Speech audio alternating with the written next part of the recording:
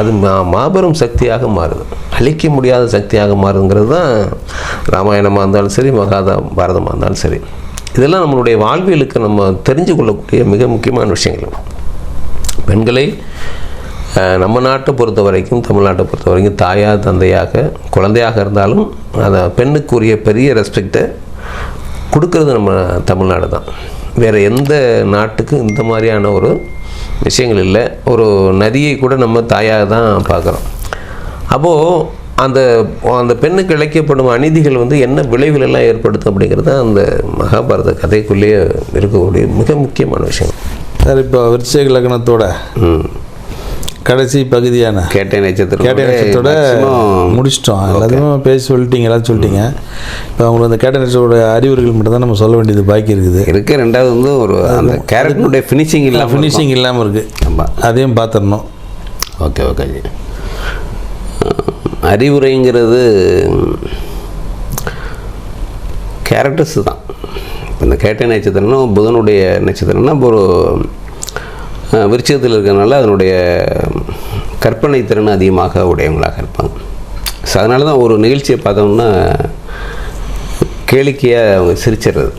So மற்றவங்க என்னென்னா அந்த சூழ்நிலைக்கு தகுந்த மாதிரியாக ஒரு அந்த கிண்டல்கள் இல்லாமல் சைலண்டாக இருப்பாங்க. ஆனால் இவங்க இயல்பில் இருக்கிறதுனால என்ன பண்ணுறது, அந்த நம்ம என்ன ரியாக்ட் பண்ணிடுறது, அப்படியே ரியாக்ட் பண்ணிடுறது. அது சுச்சுவேஷனுக்கு தப்பாக போயிடும்.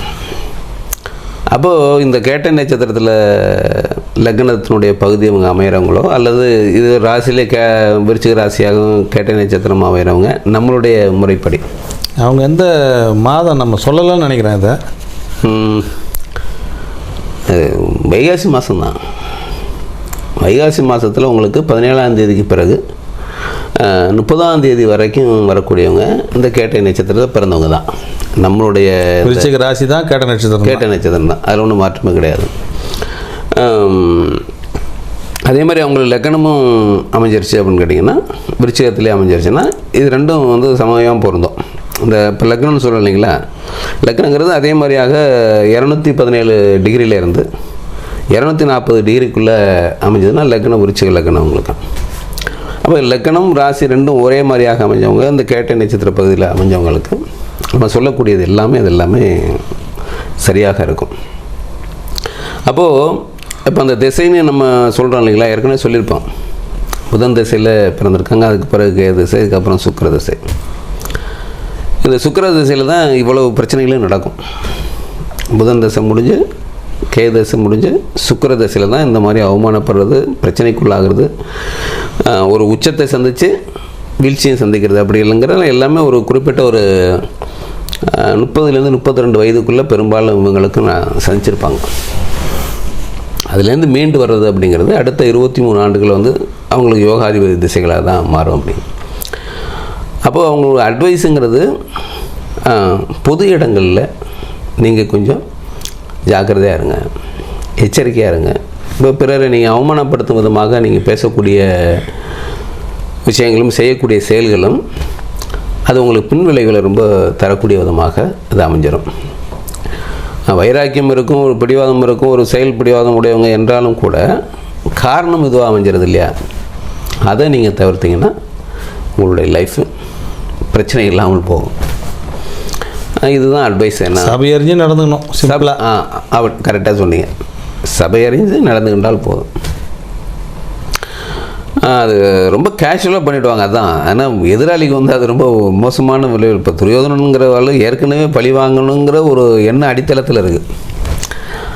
அந்த எண்ணத்து மேலே மேற்கொண்டு ஒரு ப்ரெஷர் கொடுக்குற மாதிரி தானே இது ஆகிடுது. ஆமாம். அவனுங்க இப்போ தர்மனையோ பீமனையோ அர்ஜுனனையோ நகுலனோ சகாதனையோ அவங்களால எதிர்க்க முடியாது, சகோதர வழியில் வர்றாங்க. அப்போ அவங்கள எதுக்குறதுங்கிறது அவங்க ஒரு சாதாரண ஆட்களாக விட்டாலும் கூட அவங்க அதுலேருந்து மீண்டு வந்து பெரிய சக்கரவர்த்தி பட்டங்கிற அளவுக்கு ஆயிட்டாங்க. அப்படின்னா அங்கே ஏற்கனவே வந்து இவர்களை என்ன செய்வது அப்படிங்கிற ஒரு எண்ணம் இருக்கும்போது மேற்கொண்டு பாஞ்சாலி அந்த மாதிரி சொல்லும்போது எல்லாம் குறிப்பே இப்படி தான் இருப்பாங்க போல் இருக்கு. இவங்களை விடவே கூடாதுங்கிற எண்ணத்தை அங்கே மேற்கொண்டு அதிகப்படுத்து. அப்போ அந்த மாதிரியான சுச்சுவேஷனில் நீங்கள் உறவுகளில் நீங்கள் இருக்கும்போது, பொது இடங்களில் ஒரு கல்யாணம் இந்த மாதிரியான நிகழ்ச்சிகளை கலந்துக்கும் போது, யாரையோ கேலி செய்யும்போது, கிண்டல் செய்யும்போது அதனுடைய விளைவுகள் உங்களுக்கு மோசமாக பிரதிபலிக்கக்கூடிய விதமாக அமையும். ஆகவே பொது இடங்களில் நீங்கள் கொஞ்சம் ஜாக்கிரதையாக இருக்கிறது நல்லது. வேறு என்னஜி? அவ்வளோதான் சார். இப்போ நான் ஜோதிடம் பார்க்க போயிடுவோம். முடிவு பதில் எபிசோடு கிட்டத்தட்ட ஒரு 6 எபிசோடுக்கு நம்ம பேசிட்டோம்னு நினைக்கிறேன். அப்போது போர் நடக்குது. போரினுடைய எண்டுக்கு இறுதிக்கு வந்துட்டாக்க பாஞ்சாலி எப்போது தன்னுடைய சபதம் நிறைவேறுங்கிற மாதிரியாக பீமனை வந்து பார்த்துக்கிட்டு தான் இருப்பாங்க. இப்போ பீமன் வந்து இப்போ துச்சாதனனை தான் முதல்ல அடிப்பார். என்ன சபதம் போட்டிருக்காரு தெரியுங்களா? மார்பு கூட்டை பிளந்து அந்த ரத்தத்தை அள்ளி நான் கையில் குடிப்பேன், அது வரைக்கும் தண்ணி அள்ளி குடிக்க மாட்டேன்னு சபதம் பண்ணியிருந்தார் இல்லைங்களா? அந்த சபதம் நிறைவேறக்கூடிய நேரம் வந்தாச்சு. இப்போ அந்த துச்சாதனை வந்து பீமன் வந்து அடித்து அந்த தன்னுடைய சபதத்தை நிறைவேற்றுவார். நிறைவேற்றினதுக்கு பிறகு துரியோதனன் இப்போ பாஞ்சாலி சபதம் முடிஞ்சு போதில்லை துச்சாதனோட. ஆமாம், அந்த ரத்தத்தை எடுத்து தலைமுடிய தடனோடனே அந்த அம்மாவுடைய அந்த சபதம் நிறைவேறுது. அதுக்கப்புறம் தான் கூந்தல் முடிகிறாங்கிற மாதிரி அது. அதாவது ஒரு விளைவுக்கு பின் விளைவுங்கிறது எப்படிங்கிறது அது விதியினுடைய போக்கை காட்டக்கூடியது. அந்த மகாபாரதத்தினுடைய மொத்த விஷயங்களுமே. நீங்கள் ஒரு விதை போடுறீங்க, விதை போட்டால் ஒன்று முளைக்கிறது இல்லையா? அது ஒன்றுக்கு 10 தான் வரும். அதில் 1க்கு 100 வரும், 1க்கு 1000 வரும் ஒரு விதை. அது மாதிரியாக நம்மளுடைய கர்மாங்கிறதும் நம்மளுடைய விதிங்கிறதும் அந்த விதி பயன்கிறதும் இந்த மாதிரியாக ஒன்றுக்கு பல மடங்காக தான் இருக்கும். ஒரு சாதாரண ஒரு சிரிப்புக்கு ஒரு சாம்ராஜ்யமே அழியுதே. ஒரு சின்ன விஷயத்துக்காக இவ்வளோ பெரிய விஷயங்கள்லாம் நடக்குதுன்னா உண்மை அதனுடைய தொடர்ச்சியாக இருக்கிறனால. அப்போ அந்த பாஞ்சாலி சபதன்னு சொல்லக்கூடிய அளவுக்கு மங்கம்மா சபதன்னு ஒன்று இருக்குது, பாஞ்சாலி சபதன்னு ஒன்று இருக்குது. மகாபாரதம் எதுனா எல்லாருமே ஏறக்குறைய ஒரு சபதத்தோடு சுற்றுற ஆட்கள் மாதிரி தான் இருப்பாங்க. அதில் இந்த பாஞ்சாலிங்கும் போது இது பெண்ணுக்கு இழைக்கப்பட்ட ஒரு அநீதியாக உலகத்தில் எந்த பெண்ணுக்கும் நிகழாத ஒன்று நடக்கிற மாதிரி தான். ஏன்னா இல்லாத மக்கள் செய்யக்கூடிய செயல்கள் வேறு. இங்கே சபையில் வந்து அறிவார்ந்த ஆட்கள் இருக்காங்க, மிக திறமையான ஆட்கள் இருக்காங்க, பிறருக்கு அறிவுரை சொல்லக்கூடியவங்க.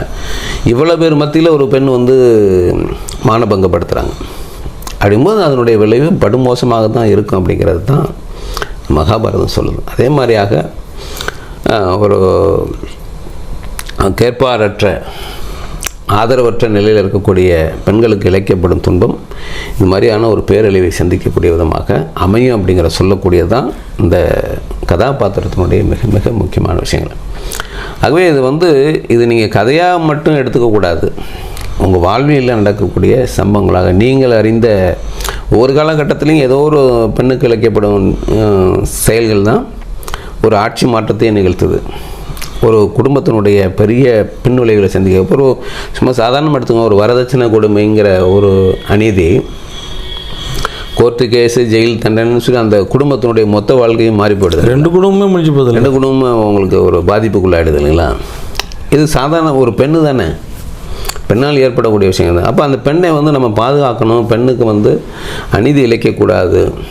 இழைத்தால் இந்த மாதிரியாக நம்ம அவங்கவுங்க செயலுக்கு தகுந்த மாதிரியான தண்டனைகளை அனுபவிக்கிற மாதிரியாக வந்துடும் அப்படிங்கிறத சொல்கிறது தான் அந்த மகாபாரதத்துக்குள்ளே இருக்கு. பல பெண்கள் இருக்காங்க, நிறைய பெண்கள், ஒவ்வொருத்தரும் ஒவ்வொரு விதமான செயல்பாடுகள் உடையவங்க இருக்காங்க. இப்போ கங்கை, காந்தாரி அப்படின்னு ஒரு நம்ம இந்த இதிலே கிட்டத்தட்ட ஒரு 7-8 பேர் நம்ம சொல்லியிருக்கோம். நம்ம எல்லாருமே ஒவ்வொரு விதமான கதாபாத்திரங்களாக அந்தந்த லக்கணங்களுக்கு தகுந்த மாதிரியாக நம்ம எடுத்துகிட்டு நம்ம சொல்லியிருக்கோம். அதில் குறிப்பிட்ட இந்த விருச்சிக லக்கணத்தை நம்ம எடுக்கும்போது இது மற்ற கதாபாத்திரங்களை விட இதுக்கு ஒரு தனித்துவமாக இருக்கக்கூடிய விதமாக, ஏன்னா 3 பேருமே இங்கே சபதத்துக்குரியவங்களாக இருக்காங்க. துர்வாசனும் சரி, காந்தாரியும் சரி, பாஞ்சாலியும் சரி, ஒரு கதையினுடைய மையப்புள்ளி மாதிரி இவங்க செயல்படக்கூடியவங்க. சாதாரணமாக யாரும் எடுக்கிற சபதம் இல்லை. ஒவ்வொன்றும் பார்த்தோம்னா கொடூரமாக அடுத்து யாராலையும் செய்ய முடியாது. இந்த மாதிரி யாரும் சபதம் நமக்கு தெரிஞ்சு போட்டவங்களும் இருக்க மாட்டாங்க. அதனால் இதெல்லாம் நடக்கும். இந்த மாதிரியான விசித்திரமான விஷயங்கள்லாம் காலம் நினைத்தால் செய்யும் அப்படிங்கிறத அறிவுறுத்துறதுக்காக தான். அப்போ வாழக்கூடிய மனிதர்களே இந்த விஷயங்கள் எல்லாம் தெரிந்து கொண்டால் எங்கே நம்ம தவறு செய்கிறோங்கிறத புரிஞ்சுக்கிட்டாங்கன்னாவே போதும். சரி பண்ணிக்கலாம், தவறுகளை சரி பண்ணிக்கலாம். ஆக இந்த விருச்சிக லக்கணத்துக்கு இந்த கேட்ட நட்சத்திர பிறந்தவங்களும் நம்ம சொல்லக்கூடிய அறிவுரை இந்த கதையினுடைய மிக மிக முக்கியமான விஷயமாகவே சொல்லியிருக்கேன், நிறையாவே சொல்லியிருக்கோம். அடுத்து என்னென்னு பார்க்கலாங்களா? அடுத்த லக்கணத்தை பார்த்து இல்லை வேறு ஏதாவது அதில் பேலன்ஸ் இருக்கா? இல்லை, அவ்வளோதான், முடிச்சிட்டேன் சார். ஓகே சார், இப்போ எனக்கு ஒரு சந்தேகம். நம்ம அடுத்த லக்கணத்துக்கு போகிறதுக்கு முன்னாடி ரொம்ப நாளாக இருக்கேன் மைண்டில். ஓகே, இப்போ நம்ம இங்கே இருக்கிறோம், இந்தியாவில் இருக்கிறோம், நம்ம இந்த ஜோதிடர்லாம் பார்க்குறோம். உங்கள்கிட்ட நீங்கள் கேட்டால் என்ன கேட்குறீங்க? பிறந்த நேரம் சொல்லுங்கள், ஆமாம், பிறந்த இடத்த சொல்லுங்கன்னுங்கிறீங்க. ஆமாம், அதை வச்சு ஏதோ டிகிரி கணக்கு வச்சு நீங்கள் பார்க்குறீங்க. நான் இங்கே பிறந்துட்டேன், ஆனால் நான் வாழறது வெளிநாட்டில். சரி, இப்போ எப்படி நீங்கள் வாழறது இடத்த வச்சு சொல்லுவீங்களா, இல்லை நான் பிறந்த இடத்த வச்சு கணக்கு பண்ணுறது? அதை இல்லை, பிறந்த இடத்த வச்சு தான் கணக்கு பண்ணுறேன். நீங்கள் பிறக்கும்போது இந்த கிரகங்கள்லாம் எந்தெந்த இடத்துல இருக்குது, அது என்ன மாதிரி உங்களுக்கு ரியாக்ட் பண்ணும் அப்படிங்கிறதெல்லாம் இப்போ உங்கள் ஜாதகத்தில் தெரிஞ்சிடும். இப்போ நீங்கள் இங்கே தான் இருப்பீங்களா, இல்லை வெளிநாடு போய்டுவோம்? நான் வெளிநாடு போயிடுவீங்களா, வெளிமாநிலம் போயிடுவீங்களா? இப்போ இன்றைக்கி தானே வந்து உங்களுக்கு இந்தியாங்கிற மொத்தமாக இருக்குது. நீங்கள் அந்த காலத்தில் நீங்கள் எடுத்தீங்க ஒரு 300 வருடங்கள் 400 வருடங்களுக்கு முன்னாடி நீங்கள் எடுத்தீங்கன்னா தமிழ்நாட்டுக்குள்ளேயே 5-6 நாடு இருக்கும். சேர நாடு, சோழ நாடு, பாண்டிய நாடு, பல்லவ நாடு அப்படின்னு உங்களுக்கு இங்கேயே ஒரு 4 நாடு. இப்போ இந்த நாடை விட்டு நீங்கள் அந்த நாட்டுக்கு போகிற மாதிரி தான் அதெல்லாம் கணக்கு. அப்போது உங்களுடைய ஜாதகத்திலே தெரிஞ்சு போய்டும் நீங்கள் பிறந்த ஊர்லேயே வசிக்கக்கூடியவரா, அல்லது இடம் விட்டு இடம் வேறு நாடுகளுக்கு போகக்கூடியவரா, அல்லது வேறு கடல் கடந்து போகிறவங்க. இப்போ நீங்கள் வந்து வேறு நாட்டுக்கு போகிறதுங்கிறது அது வேறு, கடல் கடந்து போகிறீங்கிறது தான் வெளிநாடு. ஜோதிடத்தில் இருக்கிறது கடலை தாண்டி நீங்கள் போகிறது அப்படிங்கிறது. இங்கே பிறந்துட்டேன், நான் என்ன எடுத்துங்களேன், நான் இங்கே பிறந்துட்டேன், நான் போய் வெளிநாட்டில் செட்டில் ஆகிட்டேன் ஆச்சுங்களா. இப்போ நான் பிறந்த இடத்த வச்சு நீங்கள் கரெக்டாக நம்ம முறைப்படி நீங்கள் சொல்லிடுறீங்க. என் குழந்தைக்கு எப்படி சொல்லுவீங்க? என் குழந்தை அங்கே பிறக்கிறான்னு வச்சுங்க. ஆமாம், வெளிநாட்டில் என் குழந்தை பிறக்கிறான். இது சரியான கேள்வி. அதுக்கு நீங்கள் எந்த முறைப்படி சொல்லுவீங்க? இந்த முறைப்படியும் சொல்லலாம், அங்கே வாழ்கிற முறைப்படியும் சொல்லலாம். அங்கே எப்படி எடுத்துக்கிறாங்க வெளிநாட்டெல்லாம் உங்களுக்கு என்னென்னா கிரகங்களோட டிஸ்டன்ஸை வச்சு அவங்க சொல்கிறாங்க. நீங்கள் அந்த நாட்டில் பிறந்திருக்கீங்கன்னா அந்த நாட்டுக்கும் அந்த ஆனால் அதுக்கும் பிறந்த நேரம் அவசியம், இடமும் அவசியம். அச்சரேகை தீர்க்கரேகை இல்லாமல் எந்த ஜோதிட முறையிலும் சொல்லிட முடியாது. நீங்கள் பிறக்கும்போது நீங்கள் எந்த அச்சரேகையில் இருக்குது, எந்த தீர்க்கரேகை இருக்குன்னு ரொம்ப ரொம்ப இம்பார்ட்டண்ட். ஏன்னா அந்த அச்சரேகை தீர்க்கரேகை தான் நீங்கள் பிறக்கிற டைமிங்கை குறிக்குது.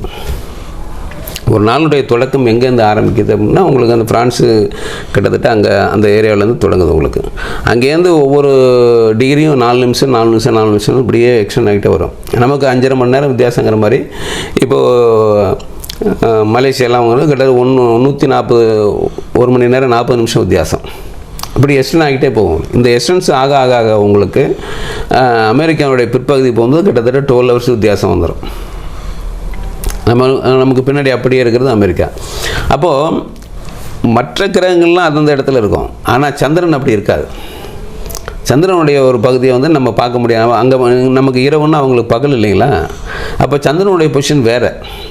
இப்போ சந்திரன் தான் மனோகாரகன், சந்திரனை வச்சு தான் தசாபுத்திகள்லாம் எடுக்கப்படுது. அப்படிங்கும்போது நம்ம வந்து அங்கே பிறந்தவங்களுக்கு ஜாதகம் கிடச்சுன்னா இப்படி தான் கணிப்போம். சந்திரனுடைய நிலை மட்டும்தான் மாறும், மற்ற கிரகங்களோட நிலை மாறாது பெருசாக. ஆனால் என்னென்னா நம்ம இந்த தசாபுத்தின்னு ஒன்று எடுக்கிறது தமிழை தவிர வேறு எங்கேயும் இல்லை. இது ஒரு இந்த திசை புத்திங்கிறதே வந்து ஒரு விசித்திரமான கால்குலேஷன். ஒரு மனிதனுடைய 120 வருடத்தை வந்து இது எதன் அடிப்படையில் எடுத்தாங்கன்னு இன்ன வரைக்கும் எந்த ஜோதிடராலையும் இதை கண்டுபிடிக்க முடியல.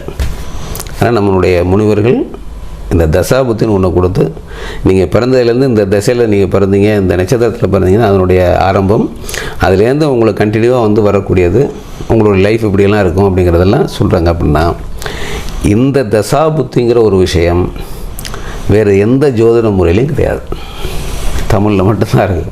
வெளிநாட்டில் போனால் கட்டை மட்டும் போட்டுக்கலாம், கட்டை மட்டும் போடுவாங்க, டிஸ்டன்ஸை போடுவாங்க. அந்த கிரகங்கள் இருக்கிறத வந்து இப்போ நாடி ஜோதிடம் மாதிரி வச்சுங்களேன். நாடி ஜோதிடத்திலும் உங்களுக்கு இந்த தசாபுத்திங்கிறது கிடையாது.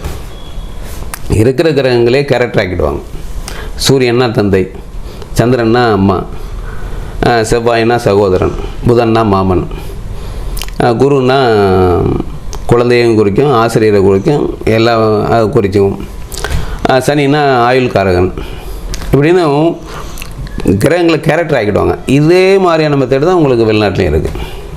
இந்த கிரகங்கள் எந்த தூரத்தில் இருக்குது அதற்கு தகுந்த மாதிரி உங்களுக்கு பலன் நடக்கும். இன்றைக்கி இருக்கிற கிரகங்கள் எப்படி இருக்குது, அந்த அங்கே இருந்ததுக்கு இங்கே இருந்ததுக்கு என்ன வித்தியாசம், இதுக்கு ஒரு பலன் சொல்கிறாங்க. ஆனால் தசாபுத்திங்கிற ஒரு விஷயம் நம்மதில் மட்டுமே இருக்கிற ஒரு ஜோதிடத்தில் இருக்கிற ஒரு பெரிய முறை. இன்று வரைக்கும் நான் பண்ண ஆராய்ச்சியிலே இந்த தசாபுத்தி எப்படி கால்குலேட் பண்ணாங்க அப்படிங்கிற இன்ன வரைக்கும் தெரியல. நான் ஏன் அந்த கொஷினை கேட்டேன்னா, நேற்று மலேசியாவிலேருந்து வந்திருந்தாங்க இல்லைங்களா, அவங்களுக்கு 2 ஜாதகம் எழுதுனீங்களா? ஆமாம். ஏன்னா அவர் அங்கே பிறந்தவங்களுக்கு இங்கே எழுதிட்டு இருக்கார ஜாதகம்னு ஒரு டவுட் இருந்தது. அந்த டவுட் அதை கிளியர் பண்ணிட்டு தான் நான் கேட்டேன் அதை.